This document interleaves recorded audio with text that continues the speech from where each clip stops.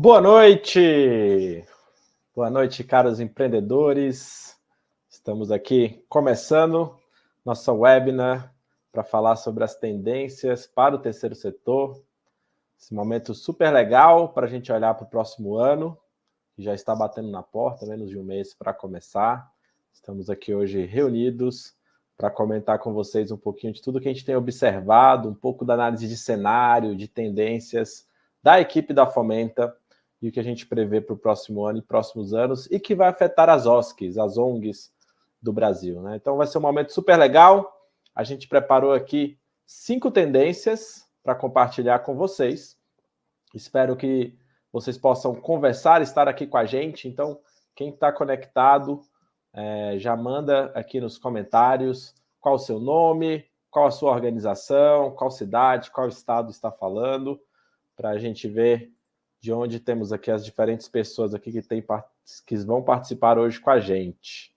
A live hoje está com uma expectativa bem alta, a gente teve bastante inscritos, a gente espera que a gente possa compartilhar um pouco mais de tudo que a gente fez aqui de análise. Então, para quem estiver chegando agora e é a primeira vez, já deixa o seu like aqui, já deixa o joinha aqui no YouTube, siga o canal da Fomenta para você receber os próximos eventos, as próximas lives, interações que a gente for fazer. Não deixe de acessar nossas redes sociais, @Fomenta, e também o Portal do Impacto, que eu já falo um pouquinho mais para quem está chegando. Então, muito boa noite. A gente vai dando início aqui para a nossa live, para compartilhar sobre as tendências do terceiro setor. E hoje vai ser um momento super especial. Não é o nosso último encontro do ano, para quem quiser participar aí. A gente vai ter alguns encerramentos de programa.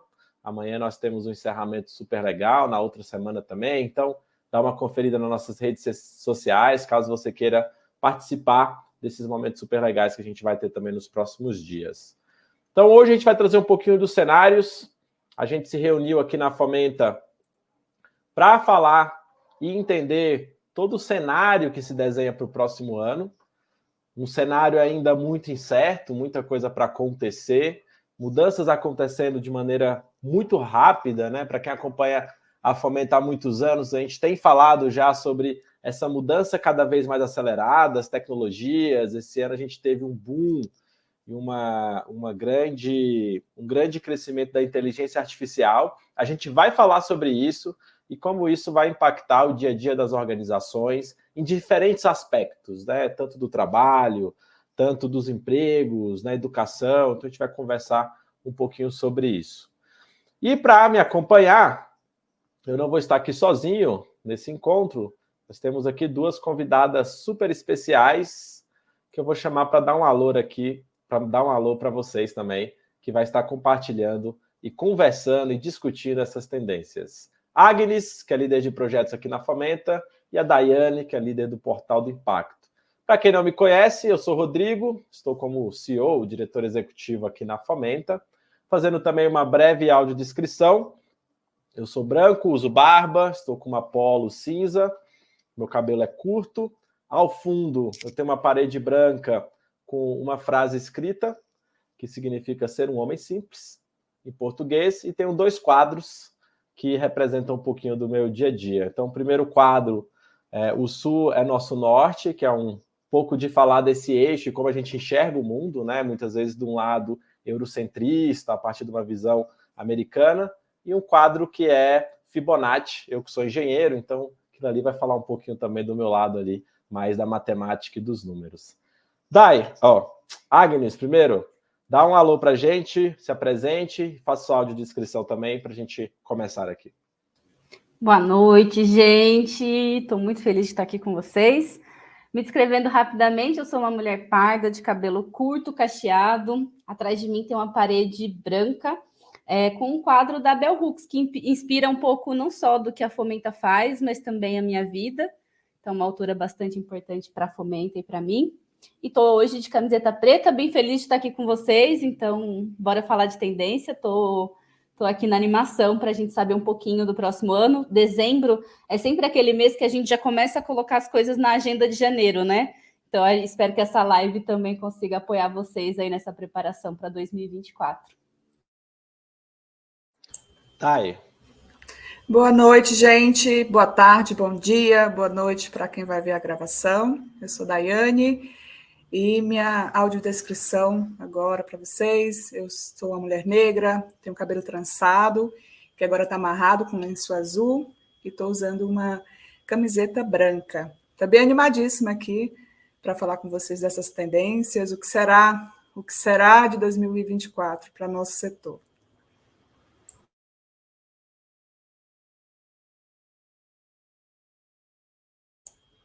Agnes e Dai, sejam bem-vindas. Então, vão estar aqui com a gente discutindo, falando de algumas tendências. A gente se dividiu, então, para não ficar só eu falando, apenas a Agnes, apenas a Dai, a gente se dividiu. E no final, a gente vai fazer uma conversa aqui também sobre alguns temas e algumas coisas que a gente tem visto. Então, logo mais, chamo as duas aqui para estar com a gente também.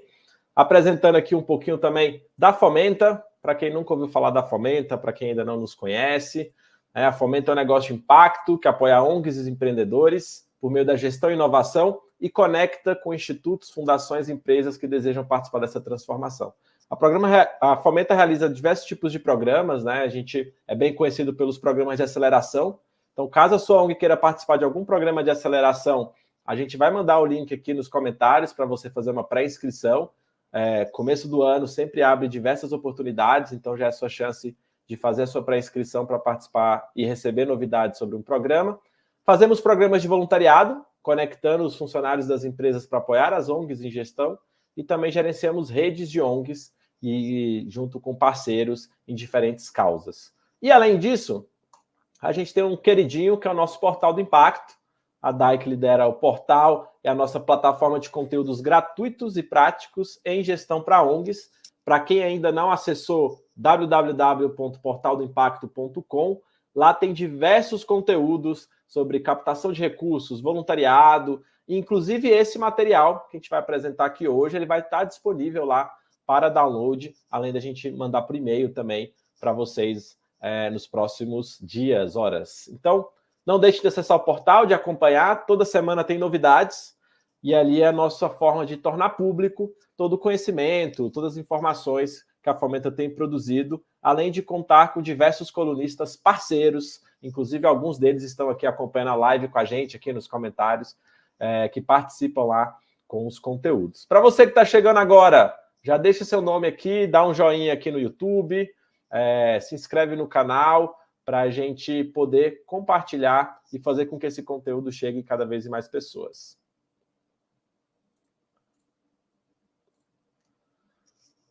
Antes de a gente começar as tendências, a gente tinha uma pergunta lá na inscrição desse webinar que perguntava qual eram as tendências, o que você observava para o futuro ali para 2024.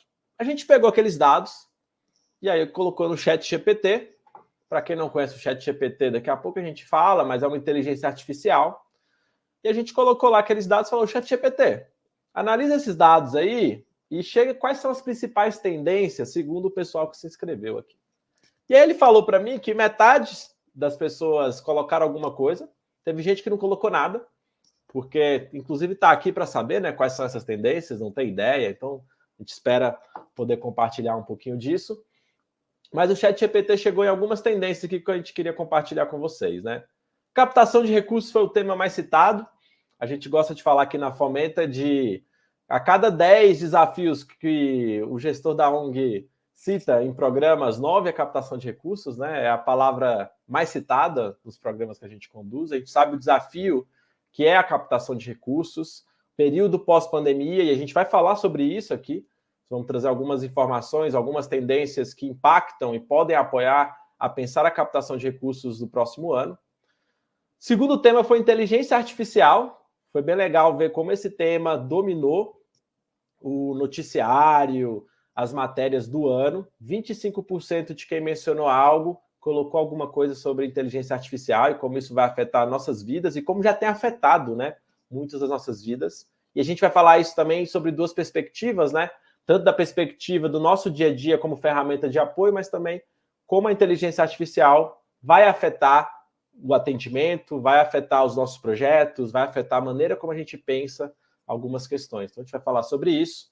Depois a gente teve aqui projetos sociais e, por último, ESG. Vamos falar sobre isso, já contando um pouquinho aqui mais para frente, mas quase 10% aqui citou sobre ESG. E projetos sociais, de maneira mais geral, de como as coisas vão mudar, de como as coisas vão funcionar. Então, já usamos aqui uma inteligência artificial para analisar 600 inscrições, mais de 600 inscrições que tivemos. Eu não tive tempo, né? A gente estava contabilizando inscrição ainda hoje para divulgar, mandar e-mail, então a gente parou. Falei, ChatGPT, estou sem tempo, analisa aí, e a gente já chegou nesses resultados. E aí, para a gente começar, a primeira tendência, e a gente vai fazer aqui um bate-bola, cada um vai trazer uma tendência, é sobre investimento social e ESG. Essa palavrinha em inglês, em português ASG, para quem não conhece ainda, a gente já vai comentar sobre isso, mas é a primeira tendência que a gente traz para vocês de como está se dando esse cenário, né, do investimento social e ESG. Relatório BISC, produzido pela Communitas, que saiu um pouco mais de um mês, trouxe que o investimento social corporativo, que é aquele dinheiro que as empresas doam, colocam para projetos sociais, após um volume recorde, a imagem aqui vai estar um pouco pequena, mas aqui é 2020, a gente teve aqui um volume recorde, devido à pandemia, todas as ações que a iniciativa privada, as empresas tiveram no combate a tudo que aconteceu na pandemia, mas, após esse volume recorde, esse patamar e esse volume de investimento ele não se manteve e reduziu em 2021 e reduziu novamente em 2023. O interessante notar, né, esses dados aqui eles já estão ajustados pela inflação, pelo IPCA, é que os patamares do volume de investimento ele se mantém muito próximo dos volumes capturados há 10 anos atrás. Então, a gente observa que o investimento social, na última década, ele praticamente está estagnado, né? Ele não está crescendo esse volume. Por mais que a gente tenha falado mais sobre responsabilidade social, tenha se falado mais sobre essas preocupações, a gente vê que quando isso se diz no investimento social, que vão muitas vezes via institutos e fundações das empresas ou áreas de responsabilidade social, esse volume ele está estagnado, né? É importante notar que desde 2012 também, que a gente via um aumento crescente aqui, a gente passou por uma crise econômica e o Brasil também tem, de certa forma, está em um momento estagnado na economia, né? Então, é muito importante a gente notar de como esses indicadores eles vão se correlacionando, né? Se a gente está mal da economia, as empresas não estão crescendo, lucro está menor nas empresas, isso de alguma forma vai diminuir os repasses que são feitos, o investimento social que é feito dentro das empresas. E essa tendência de queda também foi observado no censo GIF, né? O GIF que congrega institutos, fundações empresariais, familiares, fundações independentes. Também o censo foi publicado semana passada, falando um pouco sobre o cenário de 2022.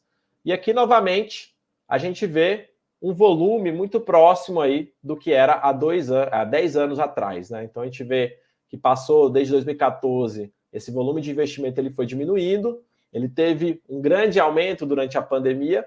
O interessante aqui é que eles fizeram uma separação, né, do que desse valor de 6 bilhões de reais investidos foram propriamente para combate à Covid. A gente vê que teve um valor muito alto aqui, 2,6, né, que elevou ali aquele patamar, mas ele reduziu após 2021. 2022 teve um leve aumento, e a gente vê mais que esse patamar também ele se manteve muito próximo de 10 anos atrás, né?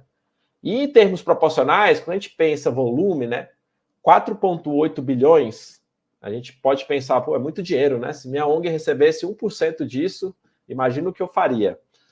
A gente, entendendo a nível Brasil, de problemas sociais, volume de investimento de governo, é um valor ainda muito baixo, né? Então, com 4,8 bilhões, o que a gente vai conseguir fazer a partir desses valores, a partir desse montante, é muito limitado frente a todos os problemas sociais, ambientais, que a gente tem visto, sentido nos últimos anos, né? A gente vai falar sobre mudança climática, mas, por exemplo, como a gente vai lidar com a mudança climática com um volume de investimento como esse, né? Então, a gente vê que esse patamar ele se manteve e é interessante também observar que dentro da pesquisa do Censo GIF, o número de respondentes ele foi aumentando ao longo dos anos. Então, o volume de investimento ele não aumentou também proporcionalmente com esse aumento de respondentes, né? Então, É algo importante notar. E eles fazem uma pergunta que era para 2023, né? Esses dados eram 2022, foram coletados no primeiro semestre. Qual que era a previsão de orçamento para 2023? Estava em projeção de aumento. E aí vai ser importante notar, talvez daqui 2 anos, né? A pesquisa do Censo-GIF ela é bianual, se esse valor de fato se concretizou, né? Essa aqui era a expectativa de investimento para esse ano, em 2023, dos respondentes, 5,6 bilhões, e daqui 2 anos a gente vai conseguir observar se isso de fato aconteceu. Apesar desse investimento social estar estagnado, a gente tem ouvido muito falar sobre ESG, né? Quando a gente olha a pesquisa no Google, por exemplo, é um termo que tem sido cada vez mais pesquisado, isso aqui é no contexto do Google do Brasil. E aqui embaixo, nesse outro gráfico, é de uma associação nos Estados Unidos, que é uma rede de investidores que colocaram em prática princípios para o investimento responsável, chama PRI. E aqui, ao longo dos anos, desde 2006, a gente consegue ver o aumento das empresas signatárias desses acordos, desses princípios éticos, de colocar o social como algo importante, o ambiental como algo importante. A gente vê esse grande aumento ao longo dos anos. Isso aqui são os ativos que estão sob gestão dessas empresas, né? Então, a gente vê, de fato, pelo menos um compromisso público de vamos olhar, vamos nos preocupar com o social, com o ambiental, fazer negócios de maneira mais responsável, né? Esse é um grande tema que está em debate já há algum tempo. E aí, para quem ainda não está familiarizado, né, com esse termo, o ESG significa ambiental, o E é de um termo em inglês, né, environmental, social, governança. E como as empresas avaliam o seu negócio a partir desses 3 critérios. Então, entende-se, a partir dessa perspectiva, que as empresas não devem apenas gerar lucro para os acionistas, que foi um discurso vendido, propagado durante muitos anos nas escolas de administração, nos ambientes de negócio.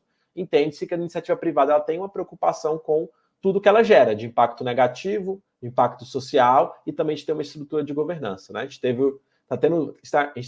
A gente está acompanhando agora um desastre praticamente ao vivo, né, em Maceió, ali, do afundamento, por exemplo. Então, como a empresa olha e se preocupa com o ambiental a partir das suas operações, né? E a gente está vendo ali o grande impacto que uma operação gerou para diversas pessoas na economia da cidade e que ainda vai gerar, né? Porque a gente não sabe ainda até onde esse impacto vai continuar ali dentro da região. Então, o ESG ele vem a partir desse conceito, ele foi lançado ali dentro de uma publicação em 2004, mas é a partir de 2015, com a COP e alguns outros movimentos, no Brasil, a partir de 2020, que a gente vê um boom com esse tema vindo e sendo discutido cada vez mais forte.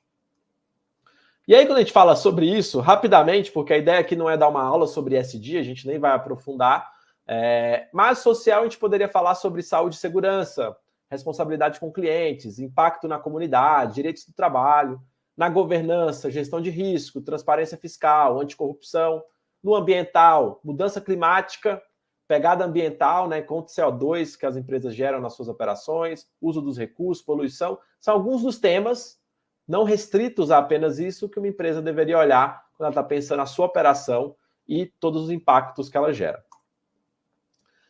Mas esse ESG e todo esse movimento crescente, ele não vem apenas porque as empresas falaram, nossa, que legal, gostei dessa publicação aqui, gostei desses critérios, vou incorporar isso aqui na minha prática. Isso tem acontecido por uma pressão de diferentes lados. Consumidores mais conscientes, a gente tem diversas pesquisas já mostrando que as pessoas estão escolhendo comprar de marcas responsáveis, escolher comprar em lugares que respeitam direitos humanos, que respeitam direito às comunidades onde estão instaladas.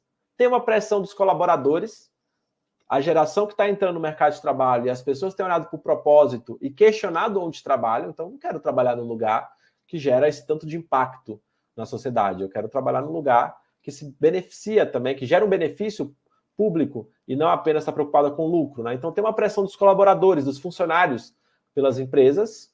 Claro que essa questão também é super elitista, né? Porque quem pode escolher o trabalho está numa posição e numa classe muito diferente da grande maioria dos brasileiros, né? Então acho que é legal esse recorte aqui de quais tipos de colaboradores, em que lugares os colaboradores que podem tomar essa decisão estão tomando, e uma pressão principalmente de investidores. Então, quando a gente vai montar uma carteira de investimento, escolher as empresas que esses fundos de investimentos vão colocar dinheiro, esses critérios têm sido utilizados cada vez mais nesse momento de decisão. Porque o impacto ambiental, como a gente está acompanhando ali em Maceió, ele gera um impacto no negócio também, né? As ações caem, a empresa perde valor. Então, também tem uma questão de como eu avalio esses riscos para poder montar um portfólio que faça mais sentido, ainda mais dentro dessa toda questão que a gente tem visto da mudança climática, etc. Mas, depois de todo esse boom que a gente viu, né, nos últimos anos, ESG, curso de ESG, formação em ESG, empresas construindo a área de ESG, a gente começa a ver um questionamento sobre o que de fato é esse ESG. E aí uma matéria aqui da BBC News traz por que o ESG virou algo sem sentido. E aí esse professor da London Business School, ele traz que para algumas empresas essas mudanças melhoraram sua reputação. Então a gente viu diversas empresas fazendo propaganda, marketing, começamos uma ação olhando para o ambiental, estamos preocupados com a mudança climática, etc. Mas nessa briga que todo mundo fala que faz, a gente teve um uso excessivo e o termo ele perdeu um pouco o significado.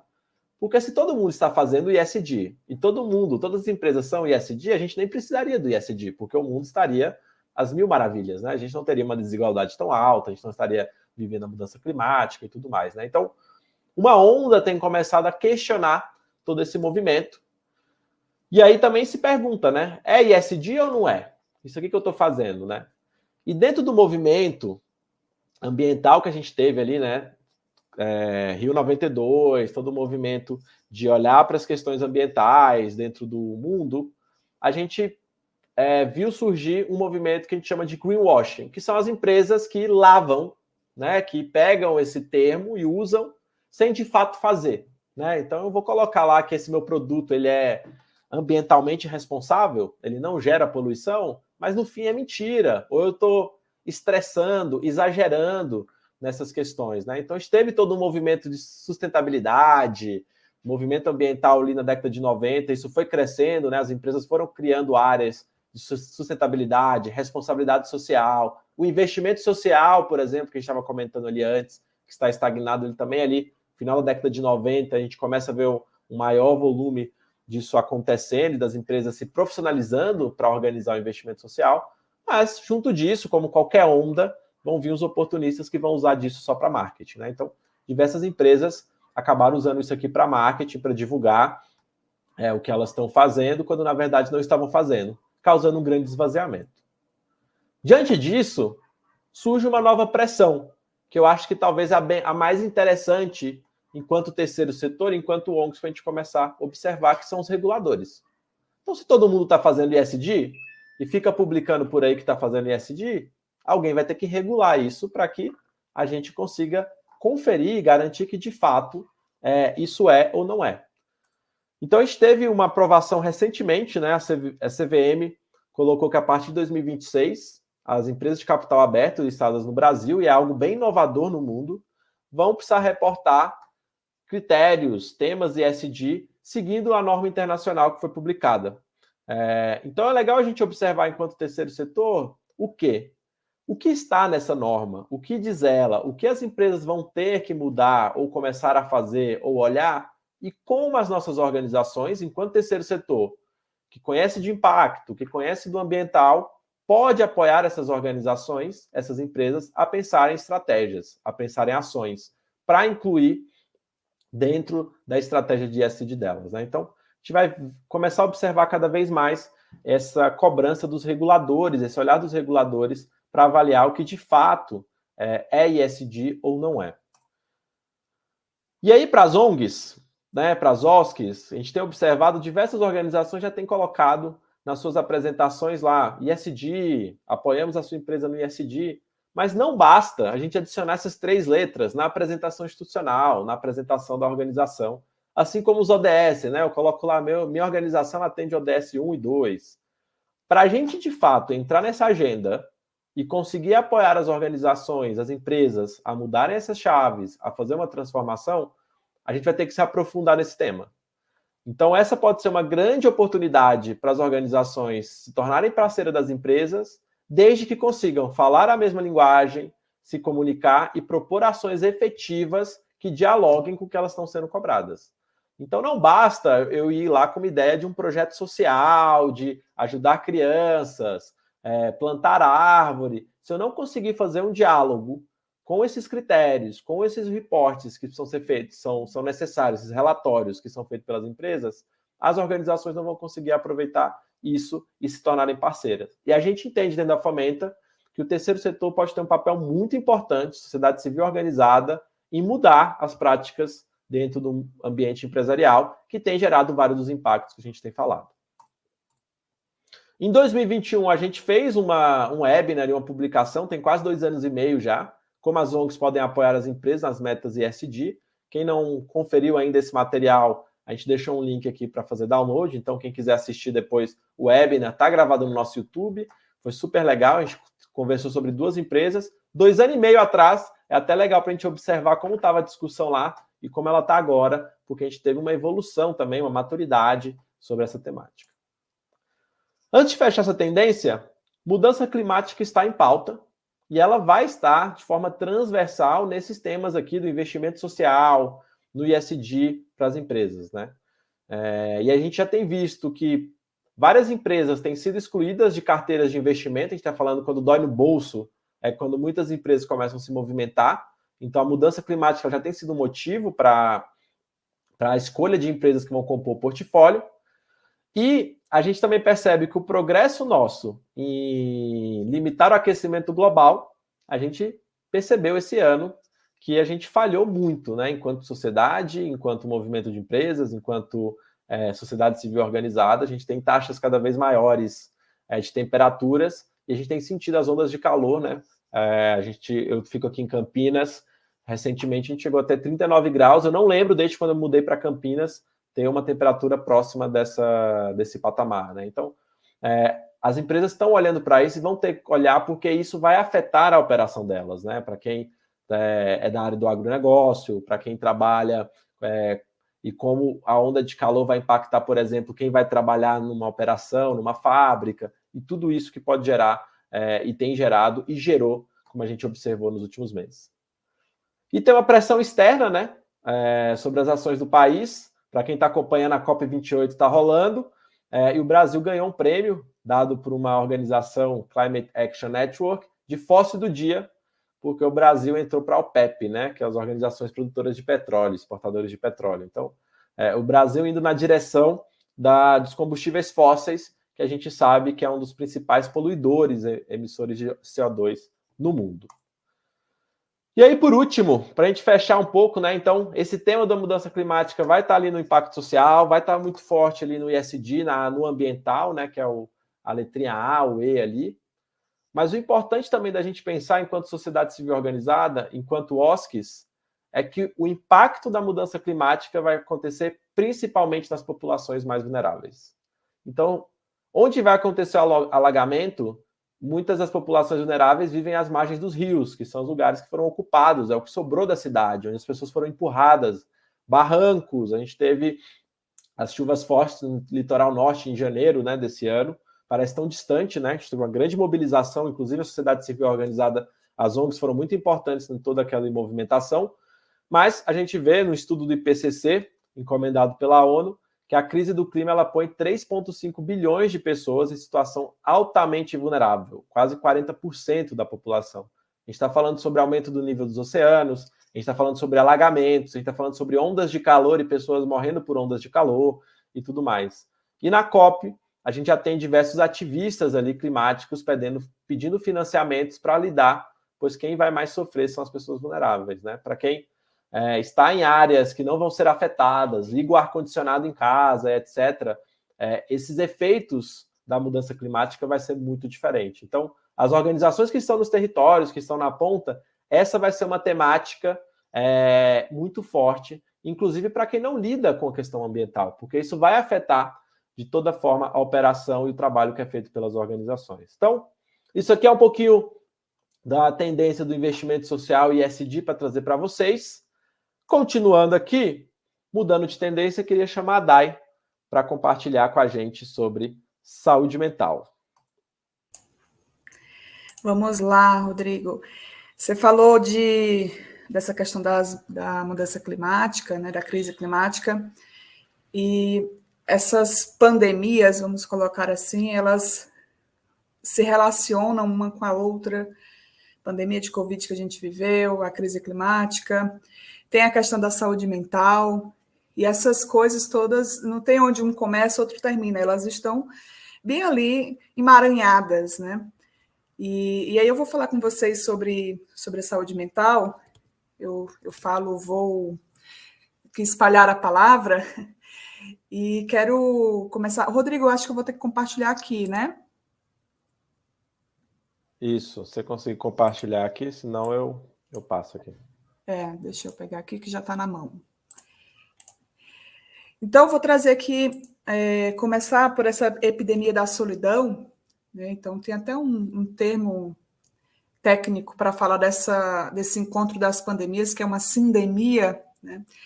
E dentro dessa sindemia, ou sindemias, a gente vai ter algumas epidemias e pandemias. E uma delas é essa da solidão, que, claro, a gente começa a olhar mais para ela, começa a percebê-la, talvez, mais ao nosso redor, muito por conta do isolamento que aconteceu na pandemia, né, de Covid-19, mas não somente, né? A gente vai ver estudos recentes falando que talvez tenha acelerado essa coisa do isolamento, da solidão, mas a gente tem o advento da tecnologia, né? Então, como que isso molda a nossa forma de viver, os nossos comportamentos, nos deixando, às vezes, muito mais conectados aqui com a telinha do que com o mundo à nossa volta.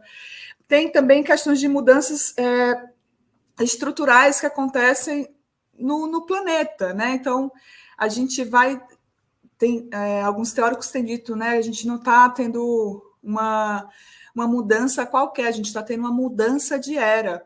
Então, essas novas gerações, isso tudo está mais marcado. E aí vem as mudanças climáticas nisso, que estão trazendo novas paisagens. Então, e isso tudo vai mexendo, né? Vai lhe contribuindo de alguma forma para que a gente se sinta mais nessa solidão, mais isolado. Tem a saúde mental, então, essas coisas, elas estão diretamente relacionadas, né? Então, se eu me sinto mais isolado, mais nessa solidão, eu vou ter uma tendência, né, a ficar mais ansioso, a ficar mais depressivo, a tomar lá os remédios, os ansiolíticos, enfim. Então, tem essa relação direta. E tem um outro ponto também que a literatura vai trazer, as pesquisas vão apontar, que é o envelhecimento da população. Então, inclusive, tem até uma pesquisa recente da OMS que vai dizer que em cada 4 idosos sofre desse isolamento, sofre dessa solidão. Então, a gente está falando de um conjunto de fatores que tem nos empurrado para essa solidão e que a gente precisa ficar atento, né? Tanto para as nossas vidas, quanto para a vida daquele povo, das populações que a gente atende por meio das nossas organizações, né? Então, eu fico pensando que muitas vezes um tipo de intervenção, uma forma de fazer, um método de fazer que é histórico, que a gente fazia sempre e dava retorno, resultado, tinha impacto.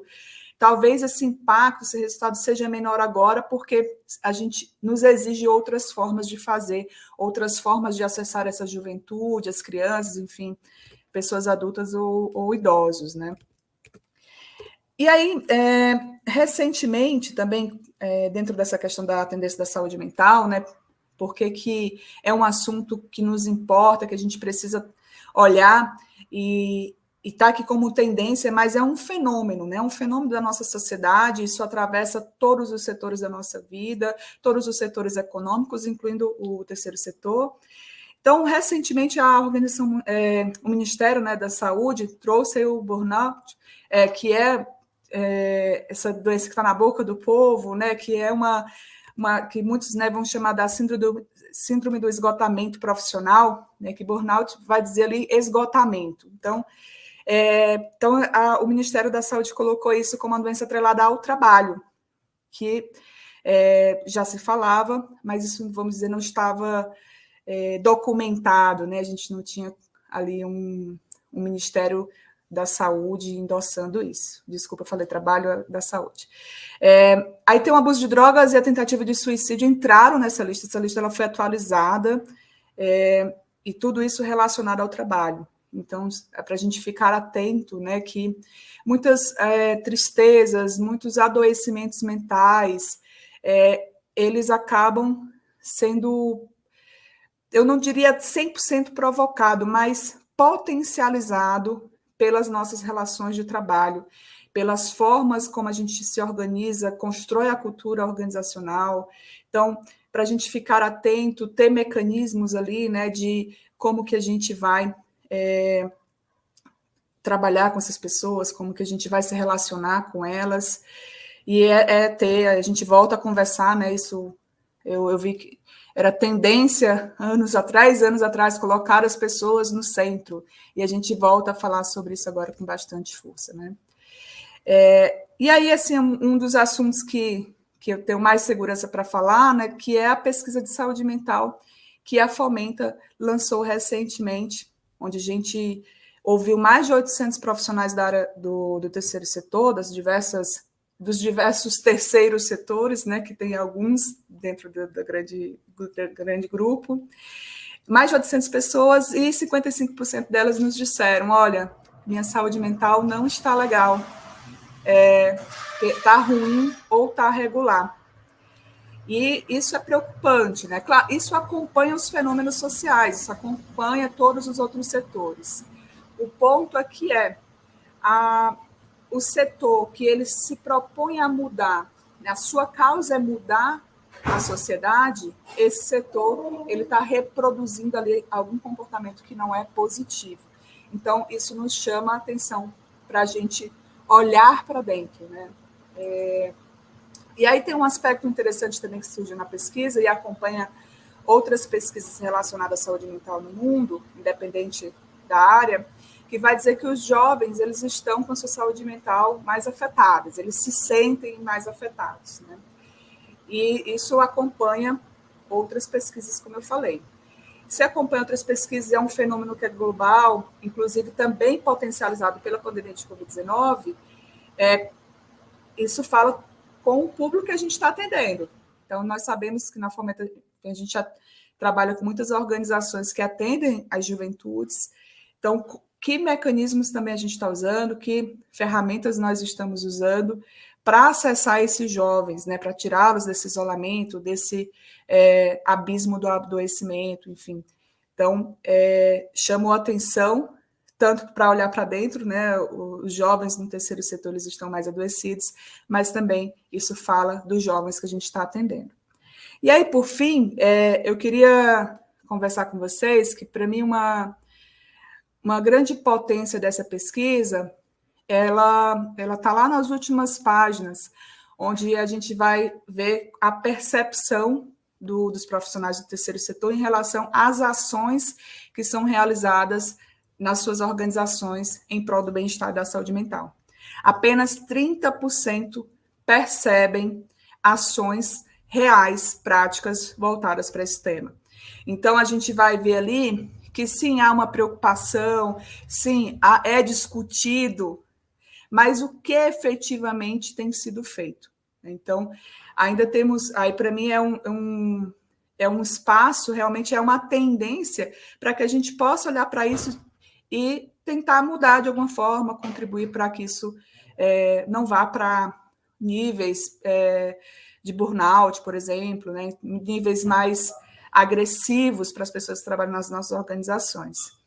Então, é isso, eu acho que conversa bastante, o tema da saúde mental, ele é muito transversal, e o que eu trago para vocês vamos olhar para as nossas, internamente, né, olhar para o fortalecimento dos nossos funcionários, voluntários, enfim, colaboradores, porque uma vez que eles estão fortalecidos, eles vão conseguir executar o seu trabalho, né? Eles vão conseguir serão mais eficientes nisso e o impacto vai ser infinitamente maior. Então, o impacto começa com quem está se propondo, né, a fazer esse impacto. Então, acho que da minha parte aqui em relação à saúde mental, era trazer realmente brevemente esses números, só para deixar demarcado, né, sinalizado, que reforçar, dizer, olha, a gente viu esse assunto ganhar a mídia, ganhar notoriedade nos últimos anos, ele segue sendo um assunto forte e a gente precisa agora conversar seriamente sobre ele, porque não adianta só falar, a gente precisa agir. Então, é um chamado à ação mesmo para a gente se voltar para dentro das nossas organizações. Acho que é com você agora, Rodrigo. Quem quiser baixar, depois acessar a pesquisa e não acessou, a gente vai deixar o link aqui, já colocamos no comentário, mas está no material. E é bem legal o que você trouxe, né? Porque é um tema que acaba atravessando a organização de forma transversal, né? Então, como você falou, precisamos estar bem, né, enquanto profissionais, enquanto pessoas, porque a gente está lidando com problemas muito complexos, né, dentro das nossas organizações. A gente precisa olhar para a questão da saúde mental dos atendidos, né? Então, como que a gente, quem trabalha com jovens, quem trabalha com idosos, com mulheres, né? A própria pesquisa mostrou, mas outras várias pesquisas mostram como as mulheres sofrem mais e estão com a saúde mental pior devido a diversas questões dentro da nossa sociedade. Então, como a gente olha para isso dessa forma transversal para que a gente consiga continuar gerando impacto, né? Então, super legal isso, obrigado por trazer e comentar sobre isso. Daqui a pouco eu chamo a Dai de novo, porque a Dai vai trazer também sobre inteligência artificial. A gente vai fazer uma rodada aqui, nós três aqui, para falar sobre inteligência, como a gente tem utilizado. Então, daqui a pouco te chamo de novo. Dai, brigadão, até daqui a pouco. Seguindo aqui, uma terceira tendência para trazer para vocês, a gente tem falado muito sobre esse ambiente digital, mundo digital, que é o pedido, né, de doação, o pedido digital na captação. Então, o que a gente pode observar nessas mudanças, né, na forma de se doar, na forma de se buscar doações? Uma coisa importante a gente lembrar, para quem está pensando fazer um site da organização, criar alguma coisa no online, é de como as pessoas hoje acessam a internet via o celular, né? Então, desde 2014, o celular ele predominou como principal ferramenta para acessar a internet, e o computador despencou, né? Tem muita gente hoje que nem tem um computador em casa mais, na palma da mão. E hoje, em segundo lugar, já é a televisão. Ela já passou o computador como lugar de acesso à internet, né? Então, como é que a gente pensa, né? O YouTube que está passando ali alguma coisa, como é que a gente pensa o nosso site para ele funcionar bem, para quem está usando via celular, e toda essa experiência vai ser fundamental quando a gente está pensando na captação de recursos. E uma coisa interessante é a gente ver como, junto do uso do celular, o papel dos influencers ou dos influenciadores digitais tem aumentado a cada ano. Esse aqui é um dado do tamanho do mercado global de influenciadores, sendo que o Brasil é um dos países que os influenciadores mais influenciam as pessoas, né? Eles mais têm um papel ativo na formação de opiniões, na influência sobre a compra. E a gente vê aqui como esse mercado tem crescido de maneira muito rápida, né? A gente observa que para 2023 a previsão é 16 bilhões de dólares esse mercado. E cada vez mais a gente tem visto empresas usarem estratégias para venda, em vez de contratar aquele ator famoso, aquela atriz famosa, eu vou contratar aquele influencer da cidade de Campinas ou da minha cidade lá em Goiás, porque ele consegue falar de maneira mais próxima, ele consegue influenciar melhor aquelas pessoas que estão ali, né? Então é bem interessante observar isso, porque isso também a gente vai começar a observar do terceiro setor. Na pandemia, a gente teve várias lives e shows ali onde as pessoas estavam pedindo doação, né? Os artistas fazendo as músicas, a gente via lá aquelas barrinhas, doe, faça um Pix para ajudar a comprar alimento. E a pesquisa Doação Brasil, que saiu de 2022, do IDES, ela mostra que os influenciadores já estão em quarto lugar quando a gente está falando de quem estimulou, quem influenciou na doação, né? Então, a gente vê já ele ocupando ali um quarto lugar dentro desse espaço, e a tendência é que isso aumente e que a gente consiga observar mais. Mas também é importante notar que círculos de amizade são os fatores, são os estímulos maiores para quem vai influenciar a doação, né? Então, é super legal essa pesquisa. Eu trouxe aqui alguns pequenos dados, mas depois quem quiser acessá-la, tá super fácil de acessar para vocês se aprofundarem nos dados, mas é interessante te observar como, por exemplo, a igreja, o grupo comunitário é o principal estímulo para doação, depois a família, amigos e vizinhos, depois a abordagem direta por e-mail, por telefone, e os influenciadores já chegando em quarto, né? Então, como a gente olha para os espaços que a gente está enquanto organização? Eu lembro muito um caso de uma organização que elas eram ligadas a uma religião e nunca tinha ido lá no culto, lá na missa, para pedir doação. E eles tinham um vínculo, foi fundada por um padre a organização, e eles falaram, vou fazer esse teste, vou lá pedir 1 minuto para apresentar a organização, e eles conseguiram sair de lá com um monte de doação, né? Então, a gente vê aqui que, de fato, esses espaços eles são muito importantes para captar doação, então a gente precisa aproveitá-los de uma maneira mais efetiva ou começar a usá-los para quem não está utilizando. E aí, quando a gente olha para de onde vem essa doação, quando a gente fala dos meios digitais, né? Então, para quem selecionou ali via os influenciadores, a principal rede social é o Instagram, disparado. 85% onde as pessoas foram influenciadas, né? Então, quando a gente fala sobre presença digital, né? Antigamente era onde é seu endereço, hoje é qual que é o seu arroba, né? Qual que é o seu link para o seu perfil, qual que é o link do perfil da organização no LinkedIn, no Instagram, no Facebook. Então, é super legal a gente entender como o Instagram, para os jovens, né, principalmente, a gente vai ver aqui, geração Z, ele é super importante quando a gente está pensando na doação. Porém, quando a gente vai olhar sobre doação média por rede social, o Instagram não é o primeiro.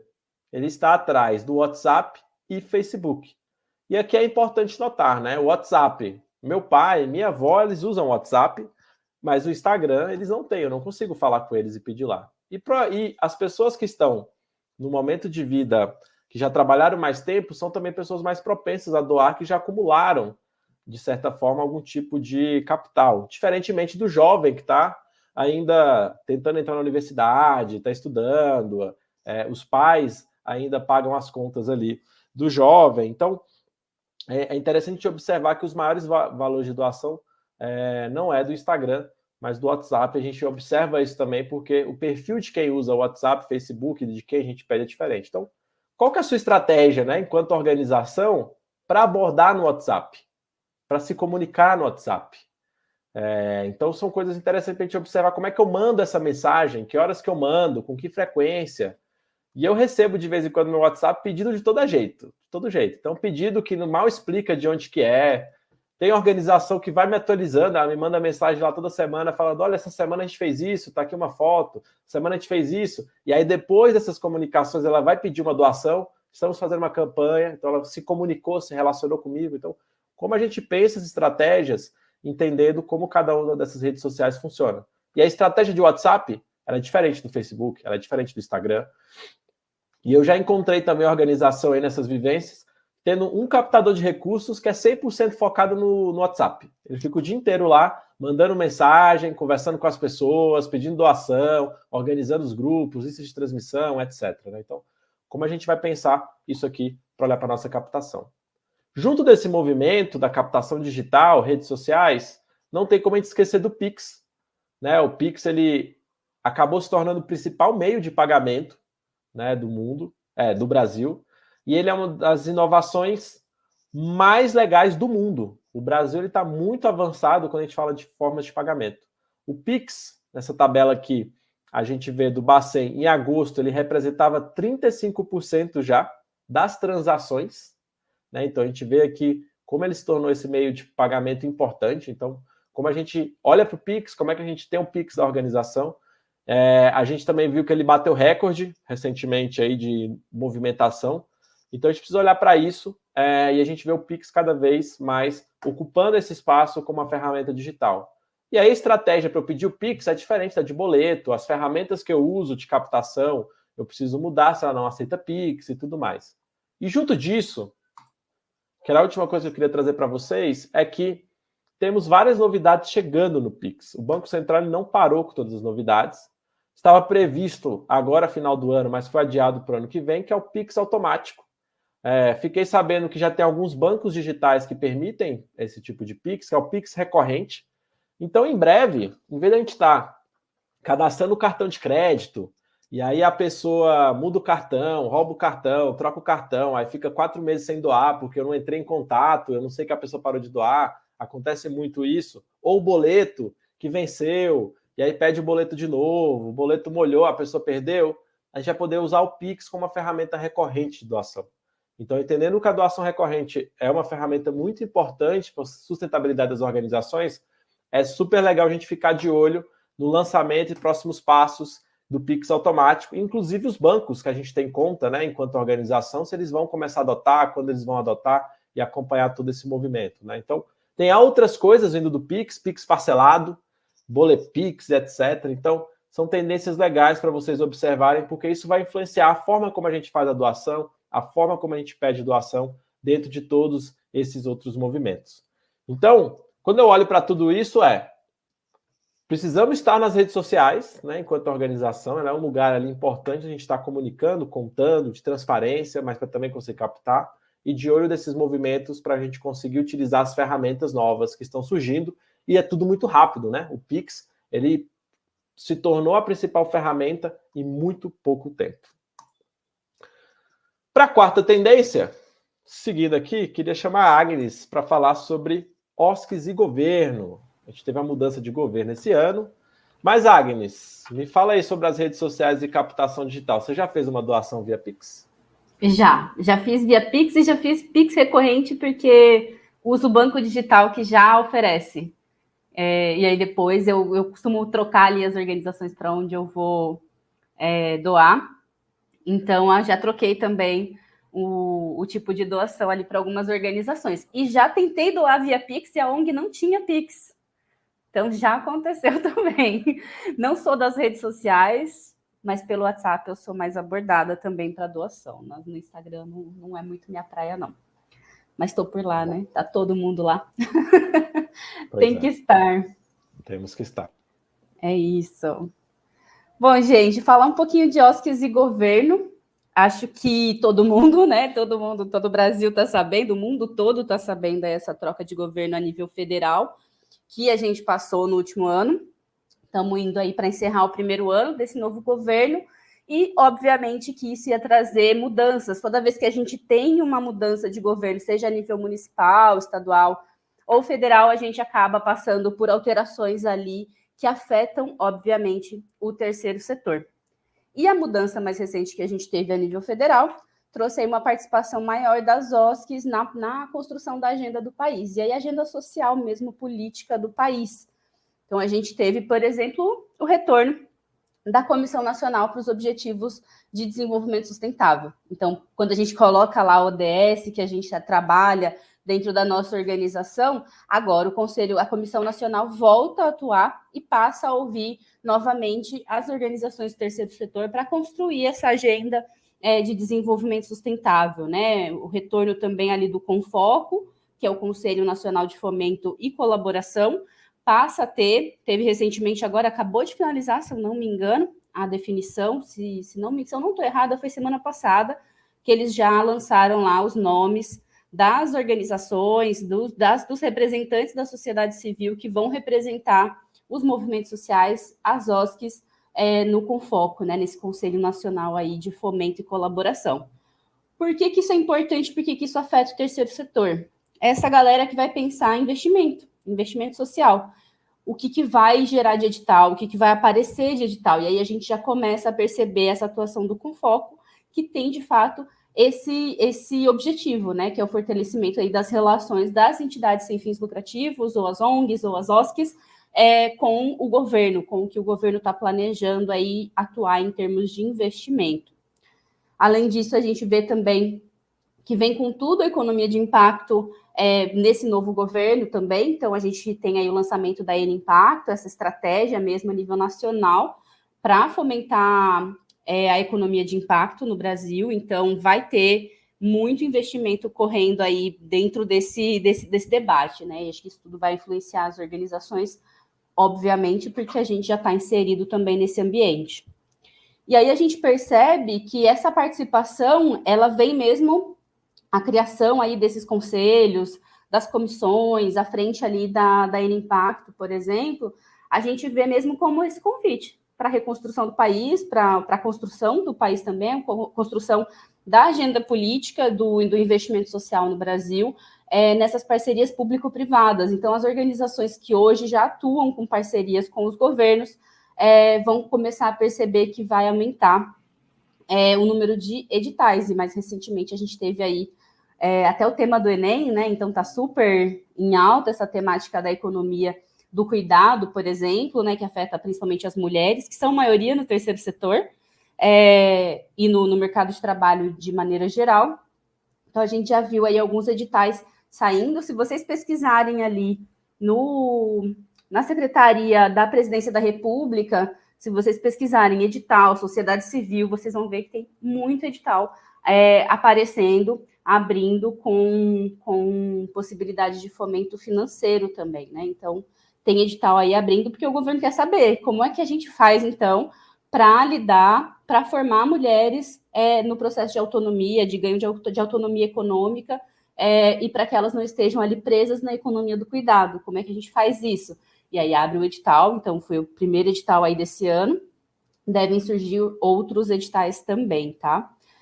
Cultura também deve sair edital, e eu acho que parte desse processo de convite da sociedade civil para a construção dessa nova política, dessa nova agenda política no país, a gente vai começar a ver também nos conselhos, né? Nas conferências nacionais. Então, tem muita organização hoje que já está lá como representante da sociedade civil, seja no Conselho da Juventude, Conselho do Idoso, da Infância e da Adolescência, enfim, da Cultura.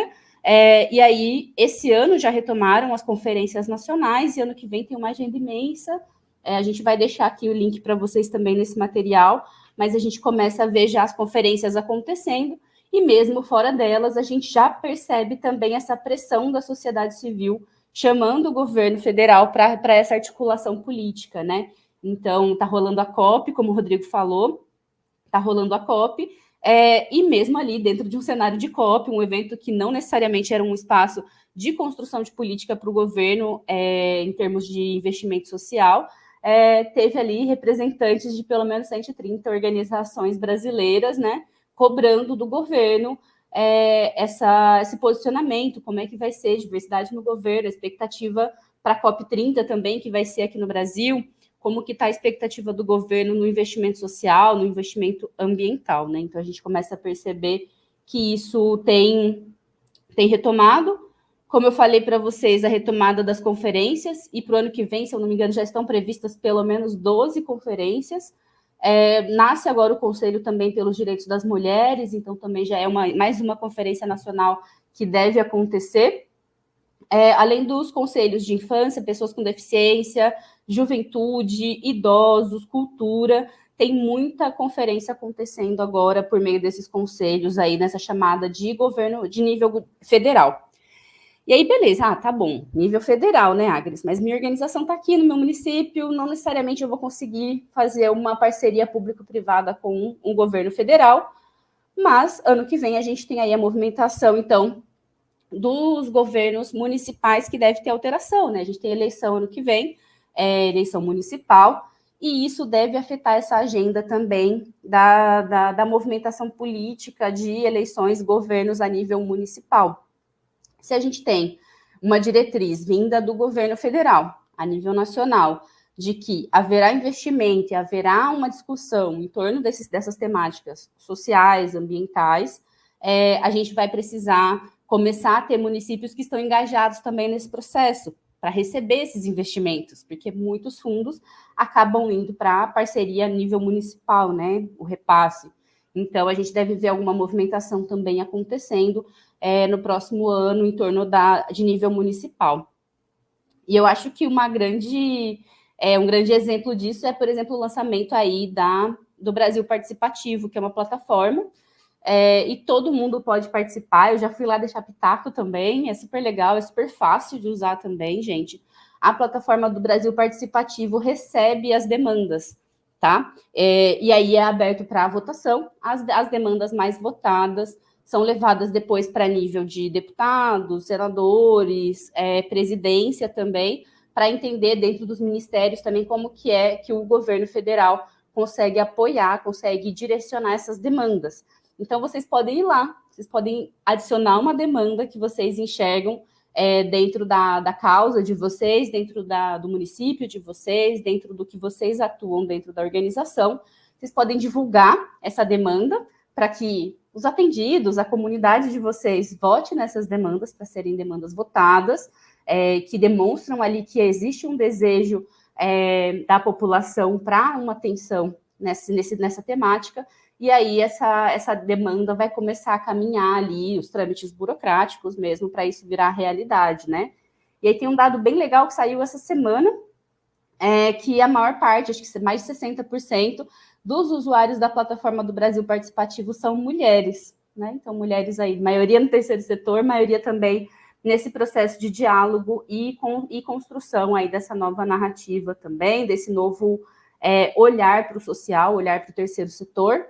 A Secretaria, o Ministério do Desenvolvimento Social também está com muito edital aberto para pensar essas parcerias com a sociedade civil organizada, e uma coisa bem legal é que tem surgido também algumas possibilidades de parceria com movimentos sociais não formalizados, tá? Então, tem muita coisa que é para organizações da sociedade civil formalizadas, com CNPJ, ali uma atuação formalizada, mas também tem surgido demandas e oportunidades ali para organizações não formalizadas. Então, essa mudança de nível federal deve chegar no nível municipal no próximo ano, e eu acho que é uma grande oportunidade. A gente vem falando aí de coisas que estão influenciando negativamente também essas tendências para o próximo ano, mas eu acho que isso é algo que a gente pode olhar com esperança também, né? Acho que esse olhar de novas oportunidades devem surgir, novos editais, ministérios estão abrindo editais, Ministério das Mulheres, dos Direitos Humanos, da Igualdade Racial, então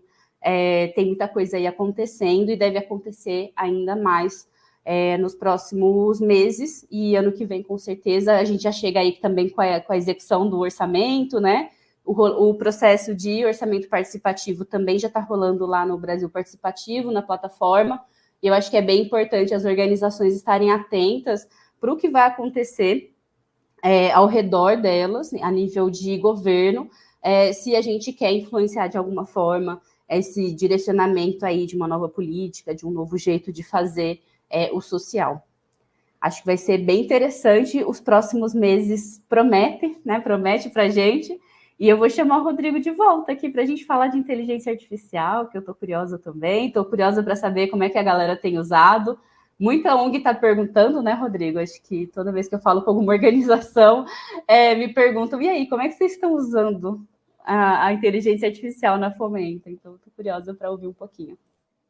Muito bom, Agnes. Acho que é legal trazer essa perspectiva de governo, né? E também a gente trazer em questão como o governo anterior, ele colocou uma distância, inclusive criticava muito as organizações, né? Então, a gente nem finalizou ainda o ano de governo, mas a gente já vê essa mudança de postura de maior participação da sociedade civil organizada, maior apoio, maior construção conjunta de políticas públicas, né? Então é legal a gente observar isso, e a tendência é que isso aumente, na verdade, né? Porque é o primeiro ano de governo ainda com muitas transições, mudanças, etc.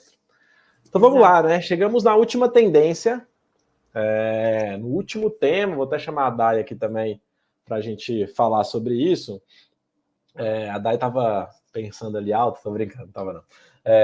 Para a gente falar sobre inteligência artificial, tema do momento, tema sendo discutido por vários lugares, tem várias organizações já utilizando, tem gente com medo, né, de virar robôs ali, exterminador do futuro, que vai começar a matar todo mundo, né, para quem é das mais antigas ali do filme.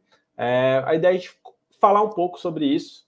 E para começar, não dá para não desvincular isso do ChatGPT, né? ChatGPT talvez a principal inteligência artificial, ele tem uma versão ali disponível gratuitamente, então talvez grande parte aqui de vocês já testaram, já utilizaram, inclusive mandem aqui nos comentários quem nunca utilizou, quem já utilizou, quem usa todo dia, como é que está seu nível de uso aí do ChatGPT, manda aí para a gente. Uso todo dia, Rodrigo, uso de vez em quando, nunca usei, nem sei o que é isso, mas o ChatGPT é essa inteligência artificial onde a gente consegue conversar com ela, né? Como se fosse um assistente virtual, e fazer perguntas e pedir para elas nos ajudar com várias atividades.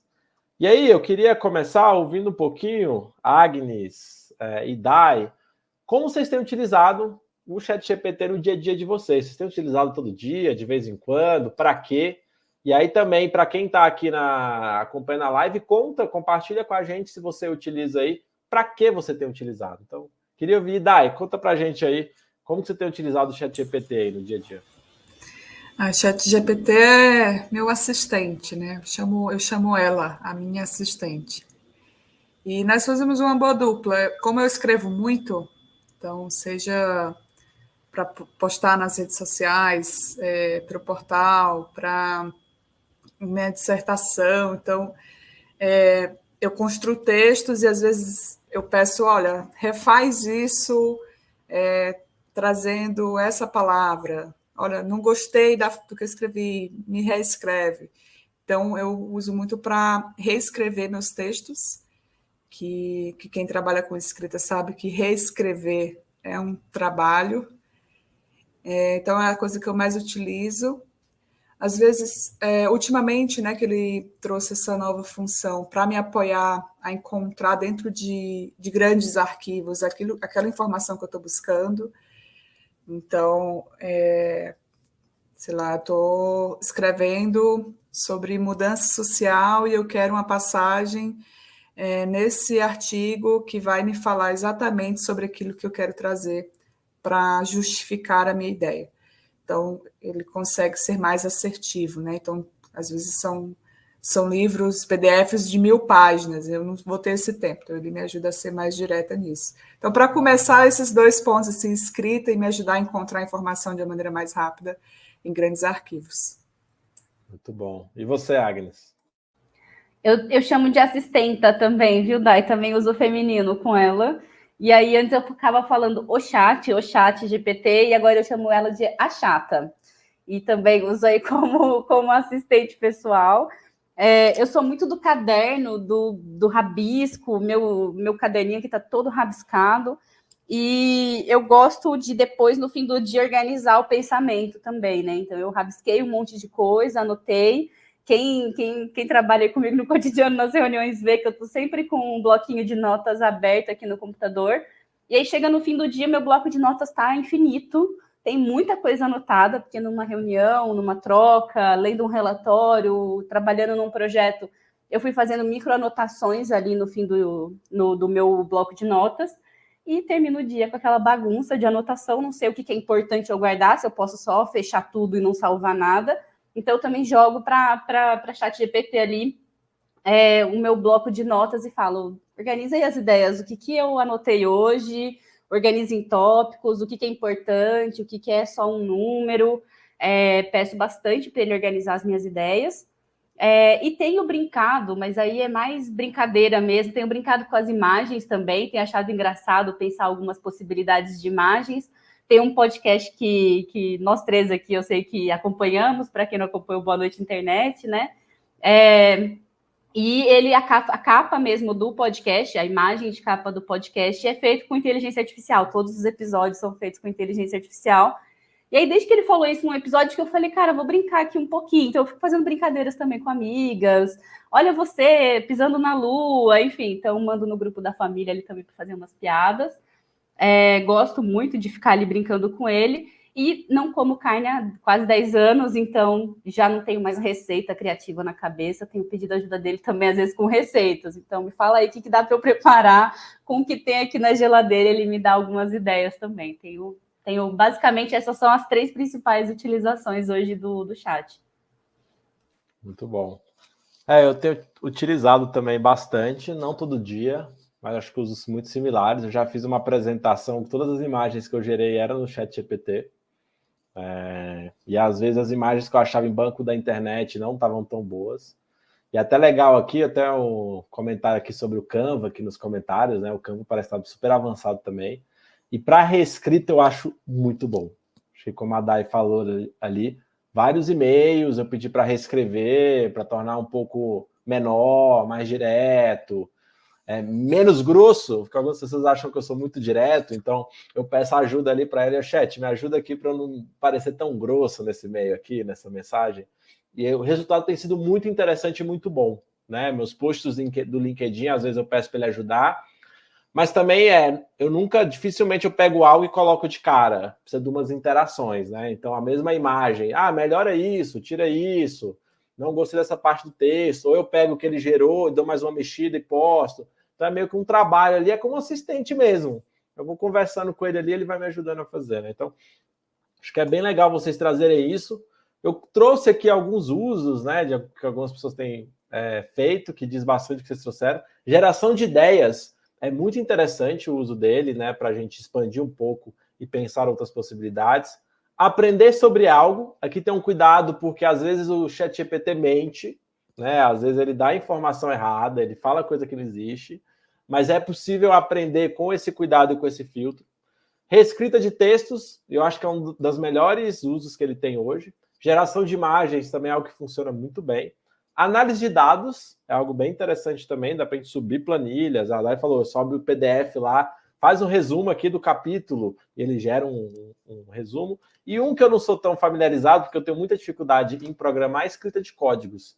Mas eu sei, por exemplo, que o pessoal de dados aqui na Fomenta, que eles usam para refazer código, melhorar código, etc. E vai usando ali para analisar isso, né? Então, a gente tem vários casos legais.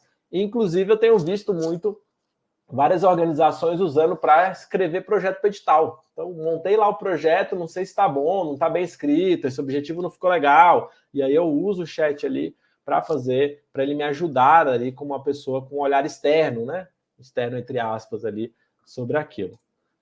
E aí, queria trazer aqui para vocês, para quem está assistindo aqui, para a Agnes, para a Dai também, eu estava vendo as ferramentas, já está avançando tão rápido, que aí, por exemplo, essa ferramenta aqui, a pessoa vai desenhando e a imagem vai sendo gerada em tempo real. Eu olhei aquilo e falei, caramba, essas coisas, isso já está disponível, já tem ferramentas que estão desenhando mais ou menos ali no computador e a imagem vai sendo gerada aos poucos ali, que ele vai entender o que você quer ou o que você está desenhando ali, né? Então, aos poucos ele vai entendendo e construindo essa imagem. Então, hoje a gente escreve, né, e pede, cria uma imagem sobre isso, cria uma daquela, e às vezes o resultado não é tão bom. Mas daqui a pouco a gente vai estar construindo aí, desenhando mais ou menos o que a gente quer, e ele vai estar interpretando e criando essa imagem a partir do estilo em tempo real, né? Então a gente vai conseguir ir ajustando aos poucos. Um outro uso aqui, super legal, e esse saiu hoje, que o Google acabou de lançar a nova atualização da ferramenta artificial, que é, eles colocam um vídeo e a inteligência artificial vai falando o que ela está vendo. E aqui ela vai, por exemplo, falando, isso aqui são linhas tortas, isso aqui tem tal ângulo, e aí ele colocou uma patinha, começou a desenhar um pato. E a inteligência está falando aqui, isso parece um pato para mim, isso aqui é não sei o quê. Então a gente está no nível, a gente tinha um aplicativo até pouco tempo das pessoas que têm deficiência visual, que ficava alguém para descrever o que ela está vendo. Mas daqui a pouco a gente vai ter uma inteligência artificial que ela está vendo o mundo e descrevendo o mundo que está vendo. Eu vi hoje à tarde isso, é algo super recente, o Google ainda está lançando essa inteligência, mas é de um nível tremendo, assim. Não sei, Agnes e Dai, como é que vocês ficam aí vendo essas coisas aí, né? Que vocês viram de novo também? Não, eu fico vendo e pensando, putz, não aprendi a desenhar. Então, a habilidade humana vai atrapalhar a inteligência artificial. Mas agora olha, você não precisa mais, né, aprender a desenhar, porque se desenha o rabisco, ele sabe o que é, né? Mas você estava falando da fonte, eu não sei se... Eu uso a versão paga, né, do ChatGPT, então não sei se na não paga, se ele faz isso, mas às vezes ele devaneia, ele traz essas informações, cria uns dados, e aí eu pergunto qual é a fonte. E aí agora ele traz o link, porque agora ele consegue buscar, né, no site, na internet. Então, isso ajuda. Aí você pode clicar e ver se aí às vezes é uma informação, sei lá, de 2010. Eu disse, não, isso está muito antigo. Busca aí para mim se você tem uma fonte mais recente. E aí ele busca. Às vezes ele vai dizer, não encontrei, mas ela existe. E aí, se você sabe que existe, você pode dizer, olha, mas saiu essa pesquisa tal, do instituto tal, traz aí para mim, pesquisa direito.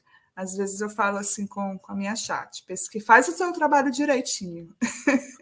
Não, é super legal, né? Antes um trabalho que a gente ficaria ali consultando, né? 10 links para achar um conteúdo que faz sentido, a gente pode pedir já para as inteligências, para elas mesmas pesquisarem e trazer os principais resultados, né? Então, o tempo que a gente gastava ali, talvez 15 minutos, né? Abre o link, volta no Google, abre outro link, lê, não é isso. Hoje a gente consegue organizar e ele dá os links, como você falou. Tem uma inteligência que eu fiquei muito impressionado, que é clone de voz.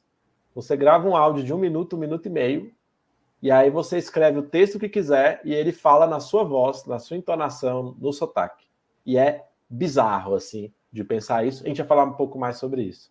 Agnes, tem mais alguma outra coisa bizarra que você tem visto, assim, de avanço? Nossa, eu fico com um misto daquele de feliz e assustada, né? Porque a coisa está avançando muito rápido. Você falou da coisa de código e tudo mais, e aí a Dai trouxe a questão da habilidade de desenhar, e me veio justamente esse outro uso da ferramenta, né?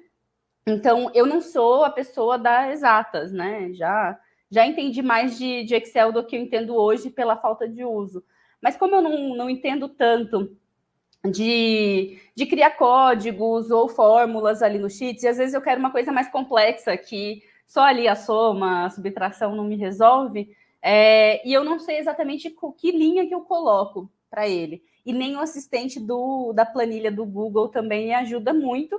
Então, eu explico para ele o que eu quero colocar na célula ali do Excel, e ele me traz o código já escrito. Então, eu vou indicando para ele. E é muito bizarro como isso avança muito rápido, porque eu tentei utilizar algumas inteligências artificiais no começo do ano que prometiam fazer justamente isso. Então, inteligências artificiais exclusivamente para você explicar a fórmula que você quer, para ele te dar a fórmula para usar na planilha, e elas falharam, não funcionava, sabe, comigo. E aí, de 3 meses para cá, agora, é uma coisa assim que eu explico muito por cima e ele já consegue trazer, né? Então a gente vê que está avançando muito rápido mesmo. Muito legal. E isso começa a trazer algumas coisas, né? Quando a gente vai para essas evoluções. E aqui eu trouxe 3 pontos para a gente conversar, sem talvez se aprofundar, né? Porque talvez a gente poderia fazer 3 webinars diferentes, 3 lives diferentes, mas isso vai impactar de alguma forma todos nós, as organizações, o que a gente faz. O primeiro deles é o modelo de ensino. Porque os jovens, as crianças, os adultos vão ter essas inteligências, já estão tendo essa inteligência na palma da mão. E aí eu pesquisei, coloquei sobre educação ChatGPT, e esses aqui são os principais vídeos que apareceram no YouTube. O primeiro deles, passem todas as provas com ChatGPT. Aí o segundo já era da perspectiva do professor, criação de provas em minutos com o ChatGPT. Então, o professor que passava muito tempo elaborando a prova, do outro lado também o professor usando o ChatGPT. Aqui o terceiro, ChatGPT é capaz de acertar questões de exatas. Como elaborar questões para provas. Então, a gente vê que isso vai influenciar tanto o aprendizado, tem uma briga, por exemplo, dentro das universidades hoje, dentro das escolas, de proibir o uso do ChatGPT, inclusive com alguns lugares usando alguns detectores de inteligência artificial para falar se aqueles trabalhos utilizaram ou não. E as pesquisas, inclusive científicas, acadêmicas, têm mostrado que esses detectores são muito falhos em detectar. Porque basicamente a gente, quando vai fazer um trabalho, a gente usa a referência de algum lugar, a gente coloca, a gente cita a referência. Então, é muito difícil a gente identificar o que foi ali utilizado ou não uma inteligência artificial, que é diferente do plágio, né? Plágio a gente copia ali quase integralmente e cola. A inteligência artificial ela tem essa capacidade de gerar, né, texto. Então a gente tem visto essa mudança do ensino e vai afetar, né, como a gente ensina dentro das organizações, como a gente ensina na escola e como a gente usa essa ferramenta como um acessório, como assistente, do que talvez tentar brigar. E eu estava vendo uma publicação, até para jogar para vocês aqui o que vocês acham disso, que era sobre pais protestando sobre pais protestando contra o uso de calculadora na sala de aula. E aí eu fiquei pensando, a calculadora de alguma forma também é um assistente, né? Porque eu consigo jogar ali, ela facilita fazer umas contas. E eu sou formado em engenharia, eu tinha diversos professores que eram, ainda nos anos 2010, ainda, contra o uso de calculadora na sala de aula. E eu pensava, pô, a gente avançou tanto, para que eu vou ficar pensando? Eu sei como funciona, eu sei qual que é a lógica aqui, mas eu ainda tenho que fazer essa conta na mão, ali no papel, né? E tem várias matérias antigas, notícias de jornais falando sobre o uso da calculadora na escola e como ela iria atrapalhar o aprendizado, etc, etc. E hoje é praticamente uma ferramenta que está ali no dia a dia, né, dos alunos. Então, queria ouvir de vocês aí, como vocês observam aí essas mudanças no ensino e na educação. Eu acho que toda vez que surge uma nova tecnologia, a gente acha que ela vai acabar com a nossa capacidade de atuar em qualquer área que seja, né? E aí, seja com a calculadora. Eu lembro quando saiu lousa digital, por exemplo, ou aquela coisa de projetar slides, né? Então, achavam que não ia mais conseguir dar aula com lousa e tudo mais.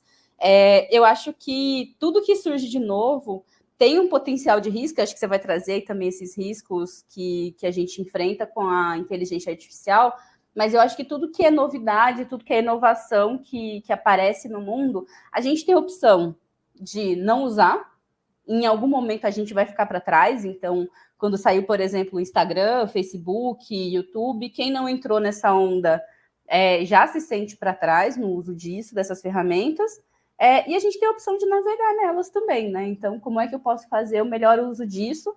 E aí eu acho que com criança, trabalhei muito tempo com educação, e com criança tudo que é proibido é mais gostoso, né? Então, se não pode o GPT, eu vou dar um jeito de encontrar uma tecnologia que faz com que o professor não consiga detectar que eu usei o ChatGPT.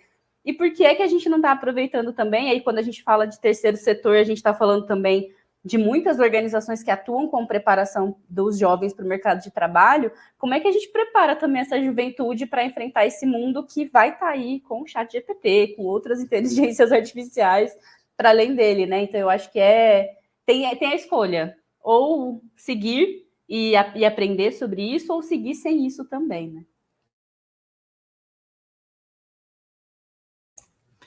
né? Quando você começou a falar, me veio à mente um vídeo que eu vi do Karnal, e ele vai... Karnal versus o ChatGPT. É muito legal, assim, porque ele vai dando pistas, dicas de como professores podem trabalhar com o ChatGPT. E aí não vira um concorrente, né? Ele vira um aliado, vira uma ferramenta a mais. Então, e você falando da calculadora, eu lembrei do lápis. Vocês chegaram a ter o lápis que dava o resultado? Então, assim, o ChatGPT virou lápis, né? Você não pode fazer a prova com aquele lápis que está te dando a matemática ali. Então, é como a Agnes falou, quando novas coisas surgem, são disruptivas, né? A gente fica com medo, né? Em alguns casos, eu acho que você tem um ponto sobre isso, né? A gente tem que ficar com alguns receios, sim. É normal. Mas eu não sou do time que acha que o ChatGPT ele vai prejudicar, né, a educação, algo assim. Acho que a gente tem que ter os cuidados, mas tem que saber usar como aliado, senão ele vira de fato um concorrente, né? Então, é isso. Muito bom. E a gente vai para os riscos. E aí vou trazer 2 pontos aqui juntos para a gente começar a discutir. Até porque não tem como a gente estressar aqui, como eu falei, a gente poderia fazer 3 webinars só para discutir isso, trazer especialistas. Acho que é mais trazer pontos que são importantes a gente observar. O primeiro deles são as notícias falsas, né? As famosas fake news, ou que a gente tem chamado de deepfake, que são as falsidades profundas, né? Se a gente fosse fazer uma tradução literal. Para quem não se lembra, há 6 anos ficou bem famoso um vídeo criado em inteligência artificial por professores de uma universidade, por um grupo da universidade, que simulava o Obama falando, né? Então eles pegaram, criaram ali, fizeram a inteligência artificial aprender com o vídeo do Obama e criaram essa aqui, por exemplo, que não é verdade, com o Obama falando outras coisas. E isso foi há 6 anos atrás. o que parecia ser uma coisa feita dentro do ambiente universitário, com linguagens super complexas, etc. Se a gente pula para hoje, recentemente, a gente teve um caso de uma deepfake do Drauzio Varela vendendo suplemento milagroso. E ele teve que fazer um vídeo falando que não era ele, que não era verdade. Porque isso já está na palma da mão.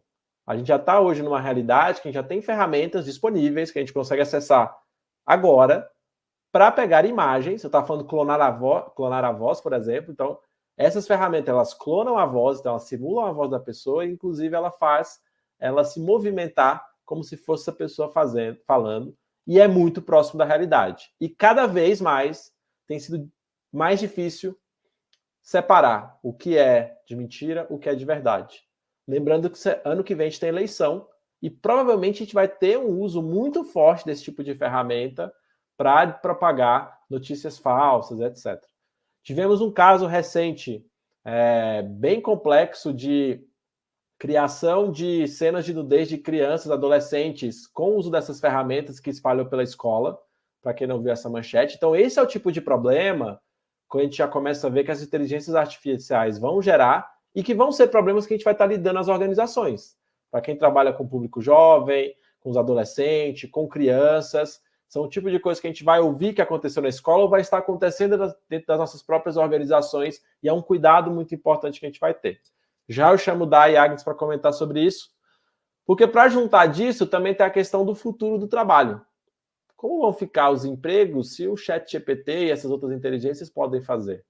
Por que eu vou contratar um designer para fazer uma arte para minha organização, criar um logo, se eu abro o Canva e eu peço para ele, ele cria em 5 segundos uma imagem?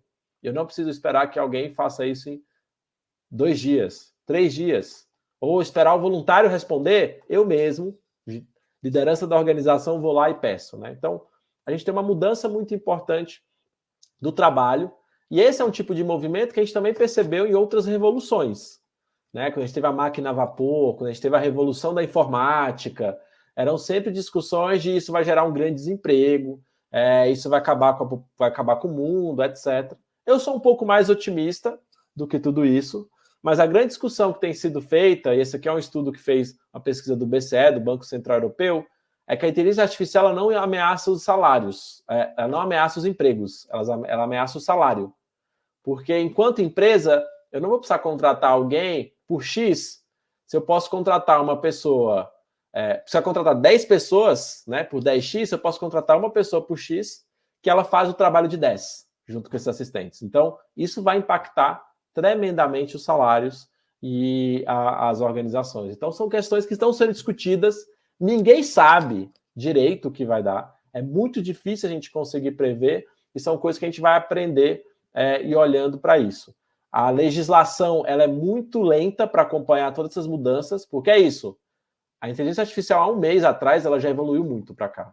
É quase que a cada um mês, é praticamente um ano, 2 anos de evolução do que a gente estava acostumado a ver. Então, acaba que muito da pressão regulatória não consegue acompanhar tudo isso. E a gente vai começar a observar todas essas questões sendo discutidas e afetando o nosso trabalho no dia a dia, afetando a inserção do jovem no mercado de trabalho, influenciando a incidência de pessoas dentro dos empregos de adultos, de idosos, etc. Já da OCDE, ela fala que vai substituir os empregos. Então, a inteligência artificial vai substituir 27% dos empregos. E a gente já tem empresas de tecnologia desligando pessoas e não contratando mais, porque ela está substituindo por processos automatizados. Se isso vai ser o fim dos empregos, não dá para saber, porque novos empregos estão sendo criados também a partir dessas mudanças. Assim como a gente teve as mudanças na revolução da informática, na máquina a vapor, outros empregos foram criados que a gente ainda não faz ideia do que tudo isso vai ser. E também a gente vai ter uma mudança das habilidades necessárias, e conecta muito com a educação. Essa imagem ficou bem pequena aqui, mas a principal lacuna por uma pesquisa do Fórum Econômico Mundial do futuro do trabalho é a falta de habilidades da força local de trabalho. O que isso quer dizer?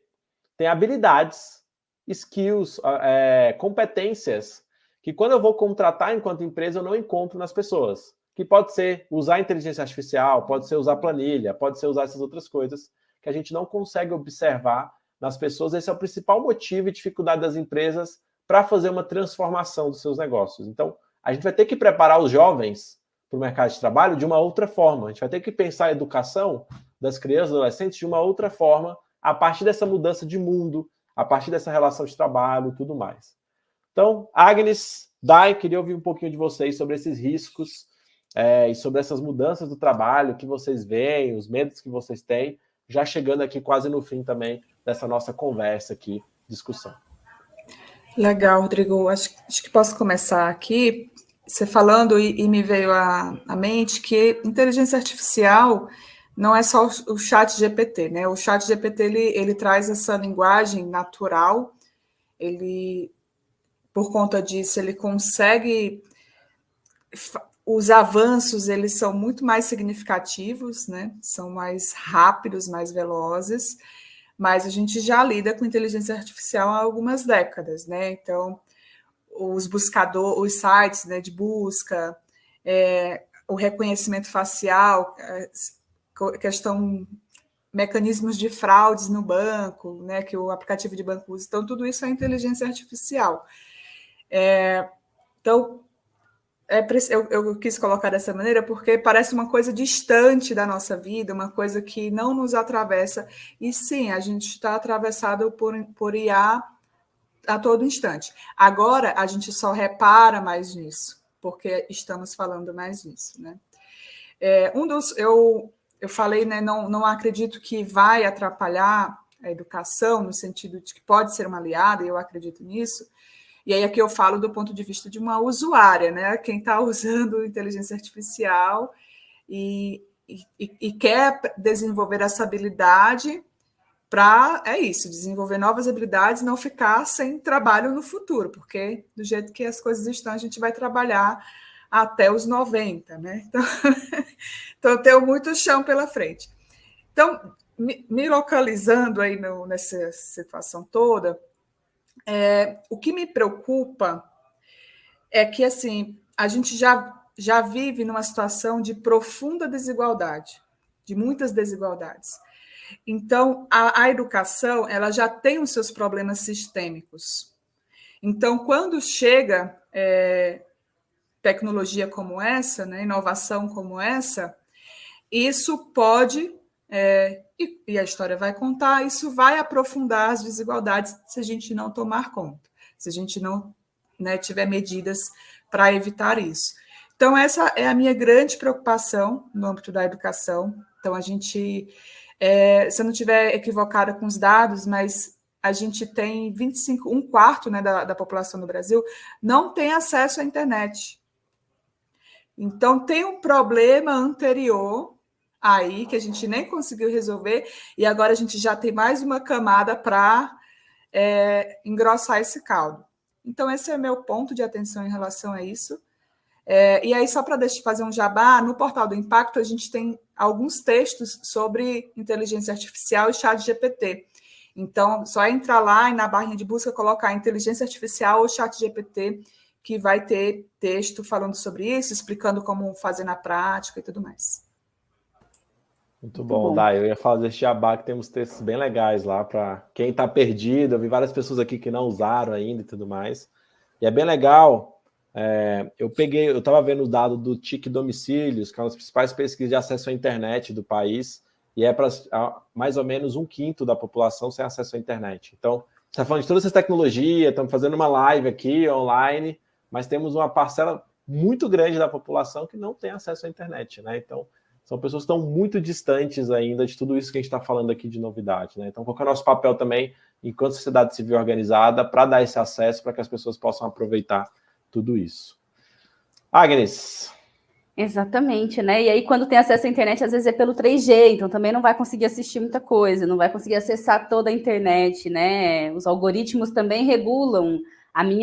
O meu feed ali da rede social é muito diferente, a depender do nosso CPF, do CPF, não, do CEP, né? Que a gente acessa também. E aí tem várias pesquisas mostrando isso, né? Não à toa, teve até um boom aí nos últimos anos de TikTokers e pessoas que faziam lives, que eles iam para o meio da rua, para o meio do centro da cidade, das grandes cidades, para fazer as lives, para o algoritmo entender que ela estava numa região de alta renda, para o vídeo dela chegar em pessoas de alta renda, né? Então, tem tudo isso. Eu acho que é importante a gente olhar para esse cenário de IA, assim, acho que para além dos riscos que vocês trouxeram, assina embaixo, assim, das preocupações que vocês trouxeram, eu acho que é interessante a gente pensar mesmo como é que a gente usa como aliada.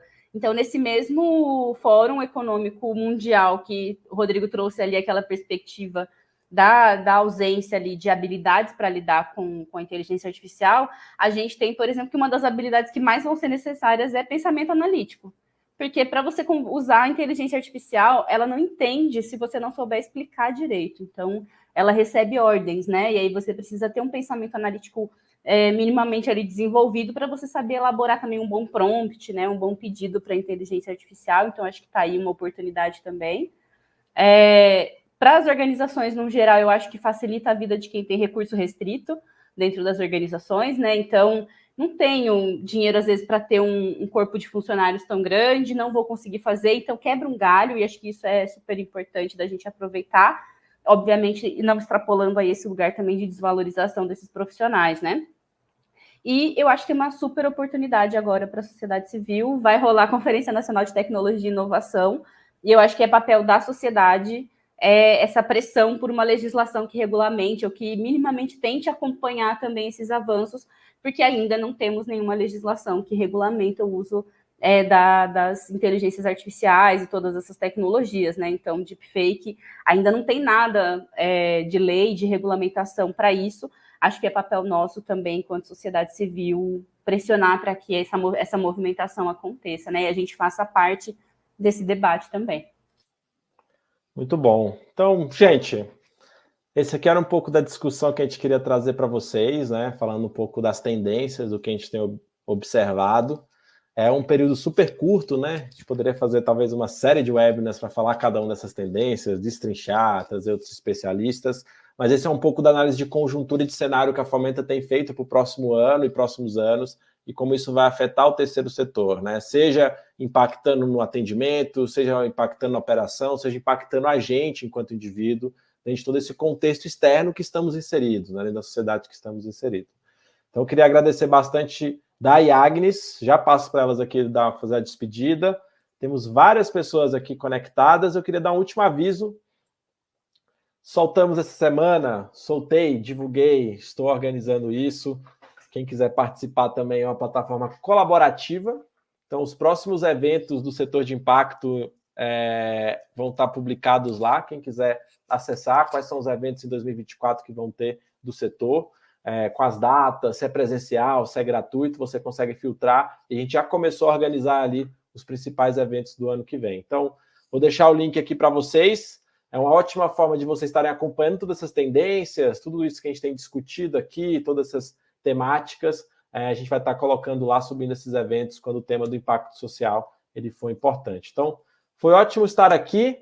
Vou começar a soltar algumas mensagens aqui super legais do pessoal que estava aqui com a gente, e aí passo para a Agnes fazer sua última fala, e depois para a Day também. E eu queria agradecer todo mundo aqui pela presença, quem esteve aqui até agora com a gente. Eu quero só agradecer também. Eu acho que tudo que a gente levantou nesse webinar de hoje renderiam mais uns 30 webinars, né? Então, quando a gente olha ali para IA, para essa relação governo, sociedade civil, a questão do trabalho, saúde mental, vixe, a gente fez aí uma live recente sobre saúde mental, né? E renderia mais 30 lives, tudo que foi abordado ali. Então, eu acho que é um começo de conversa. É uma previsão, uma análise de cenário, como o Rodrigo trouxe, né? Então, a gente está aí de olho no que está acontecendo no setor e a gente está fazendo aqui, levantando algumas hipóteses, e eu acho que agora é continuar essas conversas e observar se essas hipóteses vão se confirmar, né? Porque o ano que vem está aí, falta pouco, menos de 30 dias já para 2024. Agradecer também. É sempre muito bom trocar ideia. E como eu digo em palestras, em rodas de conversa, desconfiem de tudo que foi dito aqui. Desconfiem, vão atrás das informações, construam as suas próprias convicções, né, ou dúvidas também. mas, enfim, aqui é um ponto de partida, é uma leitura também, né, uma interpretação de cada um sobre esses cenários. E aí eu só queria pontuar uma coisa para encerrar, a gente está falando de saúde, a gente fala de saúde mental, essa coisa da inteligência artificial, crise climática, enfim. E eu acho que tem uma tendência que a gente não falou, mas que ela está aí subentendida. A gente precisa se voltar mais para o comunitário. E eu acho que isso é muito importante para as organizações, independente se são organizações de base comunitária, não é isso. É se voltar para o comunitário, é se voltar para os seus, né? Olhar para o seu grupo na sua organização, para a comunidade onde a sua organização está inserida, entender qual mudança de fato, né, para esse local. Então, lá atrás falava do local, que era o agir, era o pensar globalmente, mas agir localmente. Então, acho que é muito isso. A inteligência artificial, ela não vai conseguir derrubar, né, vencer, se for uma competição, comunidades fortalecidas, pessoas que estão fortalecidas em seus coletivos. Então, essa é a minha mensagem final. E é isso, gente. 2024 vem aí que seja um ano iluminado para todo mundo, de muita saúde, muitas bênçãos. Foi um prazer estar aqui com vocês. Muito bom. Então, agradeço novamente a Agnes e Day aqui por essa troca, por essa conversa. Gostei do que a Day falou, desconfiem de tudo que a gente falou aqui. Eu ia até colocar isso no começo, eu acabei esquecendo, um aviso de que nada do que a gente falou aqui está escrito em pedra. É muito difícil a gente falar o que de fato vai acontecer em 2024. Pode ser que amanhã aconteça alguma coisa que a gente não estava esperando e mude tudo isso que a gente desenhou. Mas isso é um pouco do que a gente tem percebido, acompanhado e que de alguma forma afeta o nosso dia a dia, afeta o nosso trabalho. Então, primeiro eu queria parabenizar todos os empreendedores sociais que estão aqui, né? Mais um ano de entrega, de impacto, de dedicação. Então, tirem esse momento também, final do ano, para descansar, para planejar o próximo ano, para organizar essas ideias, para que em 2024 a gente possa continuar gerando todo o impacto social, ambiental que as organizações de vocês estão atuando. E gostei muito do que a Day trouxe sobre o agir localmente, o senso comunitário, porque, inclusive, dentro da saúde mental, o primeiro tema lá era a epidemia da solidão.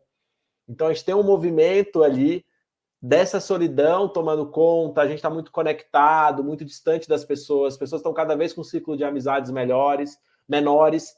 Como as nossas ONGs, nossas OSCs, os territórios, podem ser esse lugar de encontro, esse lugar de conexão, esse lugar para atuar. Como os nossos espaços podem ser esse lugar dentro dos territórios, né? Então, a sociedade civil organizada, ela tem esse lugar muito importante do senso comunitário.